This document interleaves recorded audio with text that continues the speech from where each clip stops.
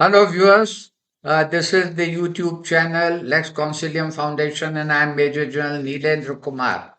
Before you, I'm here to discuss and put up a matter which is engaging the attention of the entire country, something quite astounding that has taken place, and I'm referring to the 20th November decision by a five judges bench of the Supreme Court. I do not know whether to call it a decision, but this is the advisory Opinion. opinion given by the Supreme Court in a reference that was made to it in the month of May by the President of India, Honorable Draupadi Murmu. And the matter related to, in essential, to put it very simply, whether a timeline can be fixed for the governor of a state or the president when they are acting within the framework, within the four corners of the constitution, in giving the assent to a bill that has been passed by the legislature. Now, to discuss this matter and the ramifications of the judgment or this decision of 20th November, the bench was presided by Chief Justice B.R. Gawai, Justice Surya Kant, Justice Vikram Nath, P.S. Narasimha and AS Chandurkar. We have here Mr. Sudhesh Pai, the senior advocate and eminent author. He's a distinguished lawyer and jurist, and his books are widely read. They have been appreciated. He's also a resource person at the National Judicial Academy, Bhopal, and gives lectures. Is a visiting faculty at the West Bengal National University of Juridical Sciences. He needs no introduction. Now, I will come straight to Mr. Sudhesh Pai. So, Yes. how do you see, how would you sort of, in a nutshell, label this development that has taken place 2 days back? Thank you, Major General, for your kind introduction. I would call day before yesterday's, because it's not a decision, there is no adjudication, it's an opinion, advisory opinion. I would, with great respect, call it the most unfortunate self-inflicted wound, where the court has done itself and the nation one of the greatest disservices ever done. In fact, I would rank it with the judgment in ADM Jabalpur, whose 50th anniversary is soon approaching in April. I'm not so much bothered about the court setting timelines. That is an incidental thing. I mean, as far as I could see, but more important, astounding, disturbing, and virtually turning the constitution on its head are I mean, there are so many flaws in the opinion, in my very considered humble view, but two propositions take the crown. Where the court says that the governor has discretion, general discretion, it is upsetting the entire constitutional history, 75 years of the working of the Constitution, constitutional conventions, constituent assembly debates, judgments, and everything that we as a nation have followed. To me, it is May, may, absolutely incomprehensible. may I just intervene? Please. You said that. Would you like for the listeners to clarify as to Yes, what are the yes. connotations of the word discretion if it is used by the court in this context? The court has specifically said that the governor need not, while generally they should act on the aid and advice of the Council of Ministers headed by the Chief Minister, in the matter of assent, they need not. This goes against the very grain of a constitutional system. I would like to read out to you, rather than my saying it, the what Dr. Ambedkar said, what Sir Aladi said, and this is, I thought, too well settled. If I'm not being very hard hitting, it's almost like saying that the sun rises in the west. And does the word discretion in this Yes. context carries a connotation that's totally subjective and means at the whims and fancies? It could. See, this is what Dr. Ambedkar said. If you don't mind, I'll just read out two Yes, passages. please It do. it's Yes, in force. There is no case which can arise where the president could be called upon to discharge his functions without the advice of the prime minister and his cabinet. Under a parliamentary system of government, there are only two prerogatives which the king or head of state may exercise. One is the appointment of the prime minister, the other is the dissolution of parliament. The position of the governor is exactly the same as that of the president. This is 30th December 1948. And then coming to specifics, Article 163, which is the governor's powers. this is what Mr. Ambedkar had said in the Constituent Assembly Constituent Assembly. with regard to the role of the governor. President, and Yes. then said it governor, and we come more specifically to the governor. Yes, Unfortunately, my browsing through the judgment, they have referred to this, but also referred to something else. And with great respect, I think they have not focused it properly. yes, Coming to 163, which was draft 143 on 1st June 1949, the article will have to be read in conjunction with such other articles which specifically reserve power to the governor. It is not a general clause giving governor the power to disregard the advice of his ministers in any matter in which he finds he ought to disregard. And then you have Sir Aladi, again in the speaking, and you know, Aladi was one of the principal architects of the Constitution, yes, a constitutional lawyer in his own right. It was said of him that he knew the constitutional law of the world when yes. there was no constitutional law practice in India. It did not give bread, leave alone butter. This is Yes. what was said of Sir Aladi. Quite He said, correct. Yes, Article 74 is all pervasive in its character, does not make any distinction. 74 is with regard to the union. The same thing would apply 163 with regard to the Yes. states. Does not make any distinction between one kind of function and another.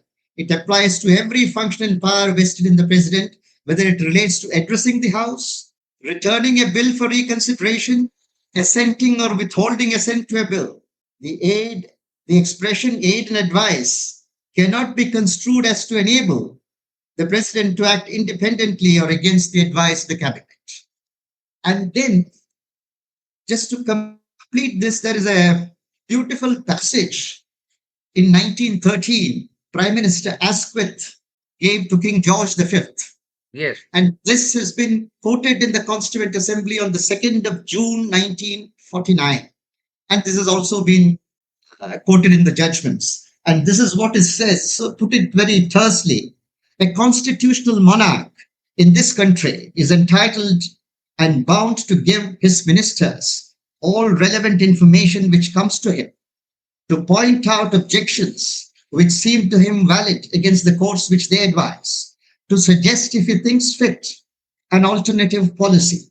Such instructions are always received by ministers with the utmost respect and considered with more respect and deference than it proceeded from any other quarters. But in the end, the sovereign always acts upon the advice which the ministers, after full deliberation and if need be reconsideration, feel it their duty to offer. They give that advice knowing well that they can and probably will be called upon to account for it by Parliament. See, the underlying thing is accountability is one of those very cardinal principles of parliamentary democracy. And it is the executive government, the cabinet headed by the prime minister, the chief minister, which is accountable to the legislature and in turn to the people. The president is elected, but indirectly. He is not accountable to the people in that general sense. The governor is not at all elected. yes, Unfortunately, now that we are at this point, if I may take a minute of your time, in the advisory opinion, I notice the Chief Justice says that our governors today are not like the nominees under the colonial regime. We have a democratic elected republic. The second part of it is very true. We have a democratic elected republic, no doubt about that. But governors are not elected. That's the first thing. And secondly, and more importantly, after all, our experiences for these 7 and odd decades have shown us that governors very often, I wouldn't say universally, very often act as agents of the union government. They are not expected to be. Still worse, agents of the ruling party at the center, even in the matter of assent. If I may, if I Yeah, may sorry. interrupt here, you said that very correct. That is insofar as their selection, their election for the post is concerned, their appointment is concerned, and also the tenure. But earlier you were on the aspect of accountability. True, true. No, Yeah. no. So, Yeah, how do this you is explain? no, no. Sorry, I'm sorry. This is Yes, not with regard to tenure or appointment. This is with regard to their functioning that I'm talking of. yes, Forget the tenure accountability. and Yes, the way they function. It's a sad state of affairs. I don't think anyone can dispute this.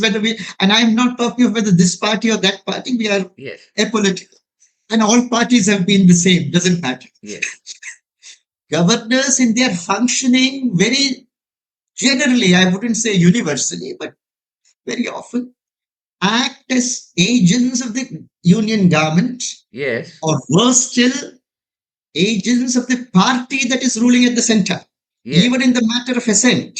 And therefore, to say that the position of the governor under the constitution is different from what it was earlier, I think it's only different in form, not in substance.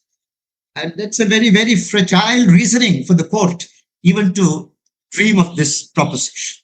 Apart from the fact that it is absolutely, with utmost respect, flawed and cannot, I mean, it's virtually putting the clock back. And to say that, and the Constituent Assembly debates also specifically say that, in the draft constitution, they had the expression, the governor in his discretion. That in his discretion has been done away with. Of course, there are certain things where he has to, certain areas where he has to decide in his discretion. And it is only there and there alone that he can exercise discretion. And the fact that those are specifically listed negate the proposition that a governor has general discretion to act against the aid and advice of the Council of Ministers.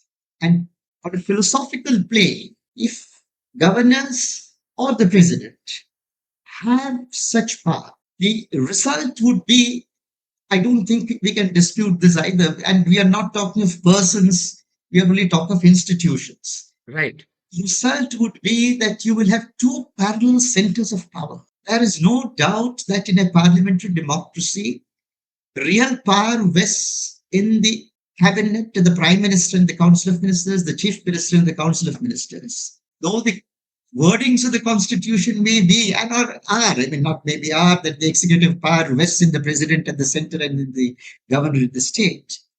Those are only metaphors. The governor means the cabinet headed by the chief minister, the president means the union government headed by the prime minister.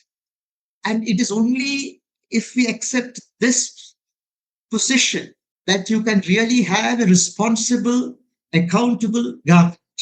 Otherwise, the governor would be more powerful than even the president of the United States, which is a presidential form of government.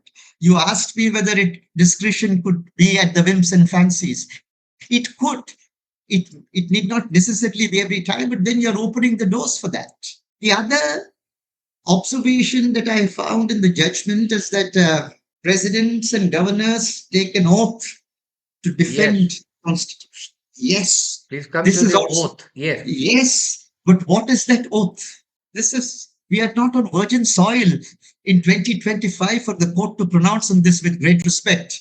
Even before our grandfather's generation, this has been talked about. Yes. Before all the judges of today were born, Yes. this was talked about. I'm sorry, I'm being very harsh, but I think You have to be sometimes forthright and clear. Yeah. as you need to be. Basic premise of the head of state defend in a parliamentary system we are talking of. The president or the governor or the crown in England defending the constitution is to act on the aid and advice of the government. He defends the constitution when he acts on the aid and advice of the government. When he fails to do so, he himself destroys the constitutional edifice. In fact, it has been picturesquely said in England that if the monarch is presented with his own death warrant for his signature, he has to sign. He cannot take his own path. Yes. Yes. And Mr. Fali Nariman always used to narrate that advice given way back in 1958 by Chief Justice Munir of the Pakistan High Court, Yes. the Pakistan Supreme Court. During that short time when Pakistan had at least a semblance of a constitutional democracy, when the president asked whether he could act on his own, the judge said, no, you have to go by the advice of the Aid cabinet. and advice, yes. Yes. There may be really serious situations where you feel compelled by your conscience that you should not. And then you have one course open. You resign. You either sign or resign. And when you resign, you let it know to the people. Public opinion then takes over. The nation decides. And this is exactly what two of our very eminent lawyers, both the then Attorney General Setalvad and Sir Aladi, both gave their opinion to the President and the Prime Minister, the first Dr. Rajendra Prasad and Pandit Jawaharlal Nehru. When Rajendra Prasad, who himself was the person presiding over the Constituent Assembly debates as President of the Constituent Assembly, and knew it, but when he was President and in the Hindu Code Bill, he had doubts whether he could take his own view and decline assent. He was unequivocally told in their written opinions by the Attorney General and Sir Aladi that he could not. Right. Of course, the President was wise enough, Yes. as Dr. Len Babu was, to abide by that. Right. So, I mean, this is one area where I think, apart from about the timelines, I'll come to it just now. But this, I thought, is the more fundamental area where, with great respect, I believe the court to have gone astray. And there is another, may I just complete the second part, because I said two propositions take the crown. The second is, under Article 200 and 111 as regards the President. Options before the governor when a bill is presented to him. The language is clear that he can either assent, withhold assent, or refer it to the President for his consideration, or return it with a message to the houses of the legislature, Yes. which will then consider it, accept his recommendation or not accept it, debate on it and pass again, and then return the bill, represent it to the governor. The Constitution is very clear that on such bill being again presented to him after the legislature passes it, he shall not withhold assent. I think in such unequivocal terms the Constitution says, he shall not withhold assent. I am shocked in this opinion. The court says that even when the bill is returned to the legislature, debated, passed and represented to the governor, he could still assent or refer it to the President for his consideration. This is perhaps even more astounding.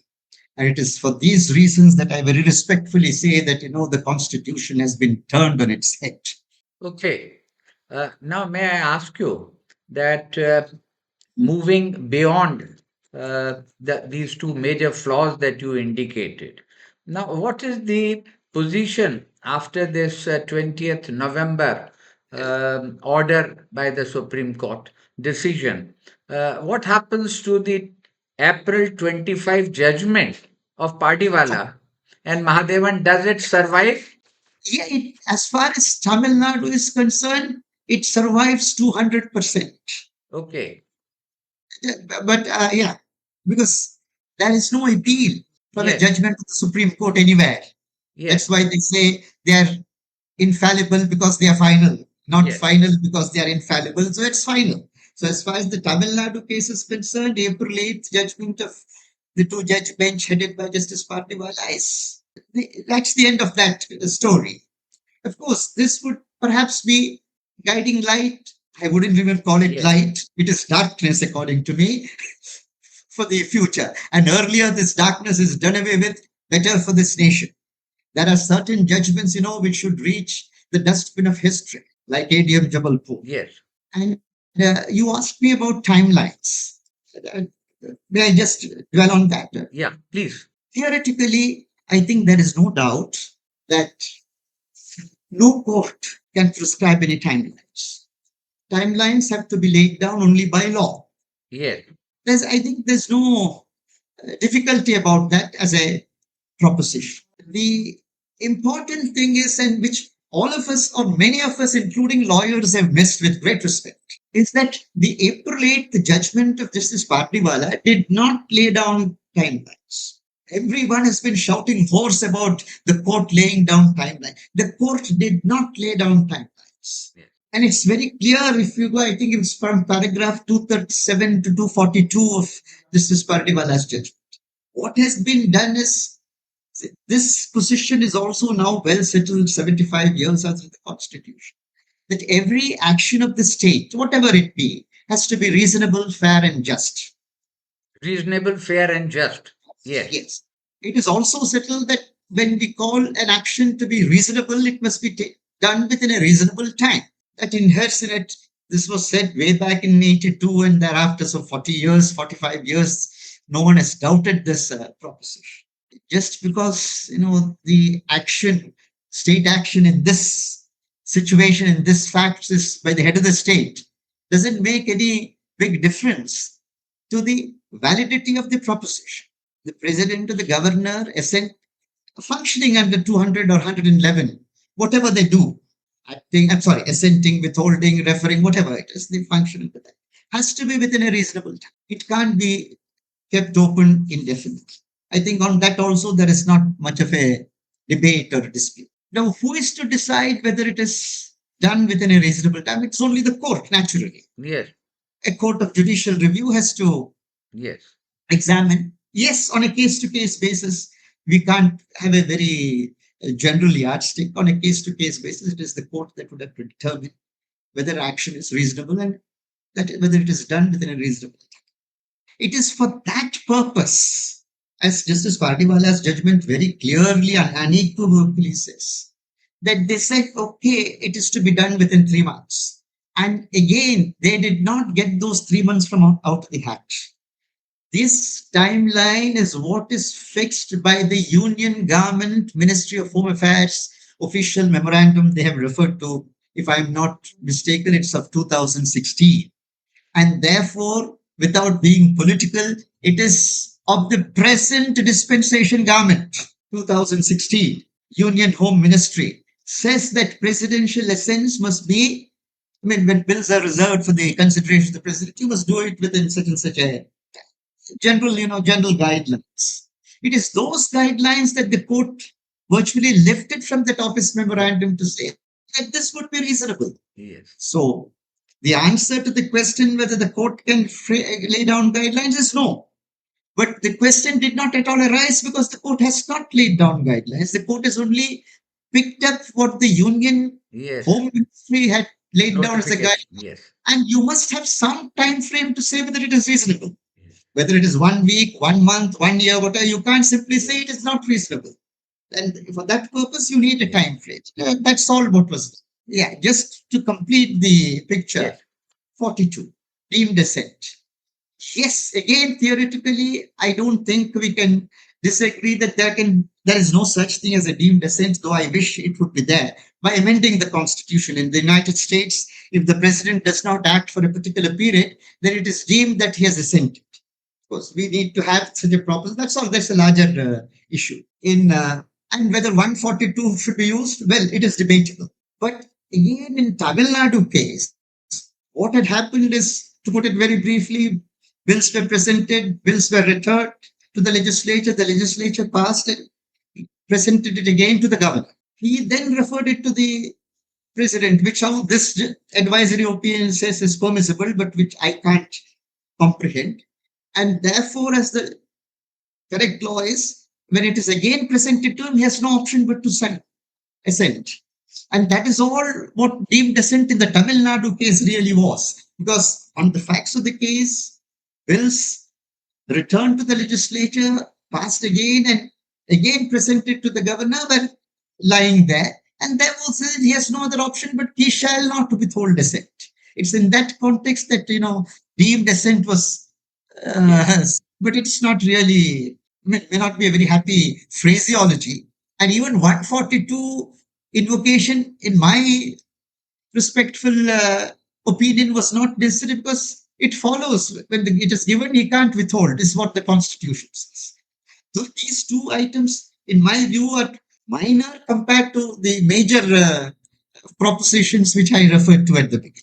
Yes.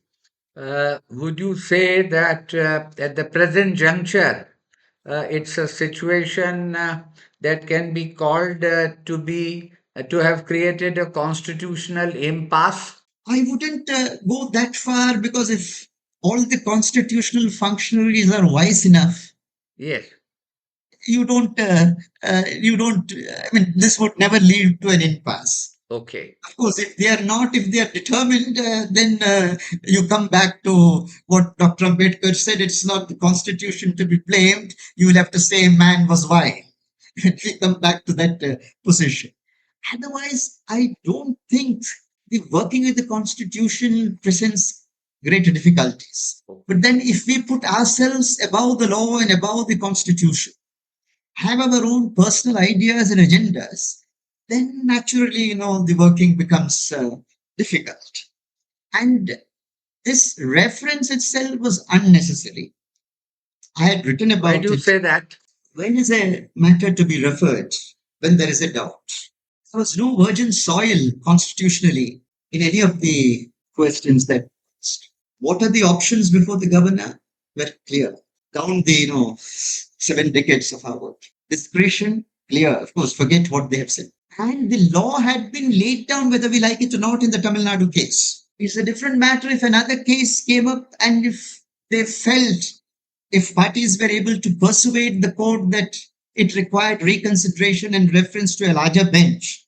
So in the matter of adjudication, that's a different thing when a case comes up. That happens Yes. it happens quite often that a judgment is there, you feel the legal position is not correct, you argue for Those are the reconsideration. options. Yes. Yes, you refer it to a larger bench, but it is a matter that comes up for decision. This was just for opinion when there was no doubt. You can't contrive doubts. And as the Supreme Court has said in the earlier cases, you can't convert 143, that's the advisory jurisdiction, into an appellate jurisdiction or a review jurisdiction. That is settled. That is settled. Okay. And therefore, I thought that it was not necessary to have the reference. The court could have returned the. That would have been perhaps proper. Now, I think so. I think so. now, since that water has flown and we have come Yes, ahead, yes. I now know. We at this can't put the stage, clock back. Yeah. at this stage, what do you think would be the proper uh, course for the court and for the government? Oh, for the court has no other role now. It has given its advisory opinion for whatever it is worth, and well, it has no further function until and unless a case comes up before it. Yes. As far as the government, it's a little difficult to answer that, except saying that government must act wisely and in a statesman-like manner, not politically. See, I mean, I'm not talking of Yes. this or that party, we are not concerned. Yes. And experience has been that all parties behave more or less in the same manner. It all depends on which side of the fence you are. So, thank you very much, Sudhishi. Is there anything else that you would like to tell So therefore, the I thought viewers? that I thought this is a very, because it is fortunately not an adjudication and declaration of law under 141 in that sense, but still, its advisory opinion also the court has said would be entitled to great respect, and it is a fact that you don't change the Supreme Court opinions very frequently, unless occasion arises. Even if there's a wrong decision, it's difficult to Yes. have it rectified. My only grievance, which I call great misfortune, is the court created an occasion to give us wrong law, which, with great respect, they need not. And therefore, this will haunt us. And it is in that sense, with great respect, I said we are observing the 50th anniversary of ADM Jabalpur. ADM Jabalpur, the court accepted or not accepted, the court propounded that life and liberty is the gift of the Constitution, which is not. Constitutions only respond by recognizing such human rights, fundamental rights. Life is not a gift of the Constitution. But the court emphatically said that in that case. And similarly, the court has emphatically, with respect, laid down propositions which run into the vitals of our constitutional ethos and overturn the constitutional order. And if I may say so, efface our constitutional journey over the decades. In that sense, it is a very, very sorry state. Thank you very much, Sudhish. Thanks a lot. And I'm sure the viewers and the audience would benefit from your views. Thanks. Thank you. Thank you.